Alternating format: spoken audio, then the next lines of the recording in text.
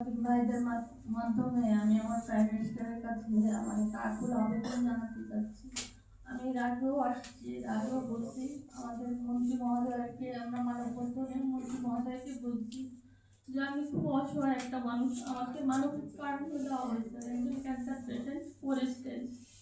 এখন তো diabetics, high pressure, তো আমি আর পারছি না। আমার ফ্যামিলিতে ইনকামে আর কেউ নাই, আমার বাবা নাই, আমার মা নাই, আমার স্বামী নাই, আমার একটা ছোট বাচ্চা নিয়ে আমি এটা করেই খাই।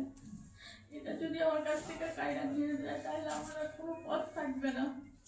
আপনাদের মাঝখানে আমি এতটুকু জানাতে চাচ্ছি, যদি আমাদের এই দাবি না মেনে নেয় তাহলে আমি একাই প্রাইম মিনিস্টারের দপ্তরের সামনে, সচিবালয়ের সামনে আমি অনশন করবো।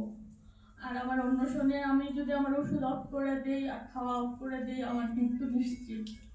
তখন যদি আমার মতো একটা মানুষ যদি মৃত্যুতে আমার প্রাইম মিনিস্টার খুশি হয়ে থাকে, খুশি আমার বাকি ভাই বোনদের জন্য সব নীতিমালা মেনে নেয় এবং তাদের লাইসেন্সগুলো বাতিল না করে, সেটার জন্য আমি গর্বিত থাকবো।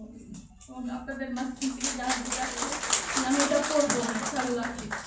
আর কিছু বলার না, আমি কিছু বলতে পারতেছি না। সবার তো দেওয়ালে পিঠ থাকা, আমার দেওয়ালের থেকেও বড় পিঠ থাকা আমার। আমি একজনের বাসায় আসছি, তাই হিসেবে আজকে কতদিন ধরে আসছি বাচ্চাটাকে নিয়ে, আমার ঘরে খাবারও নাই।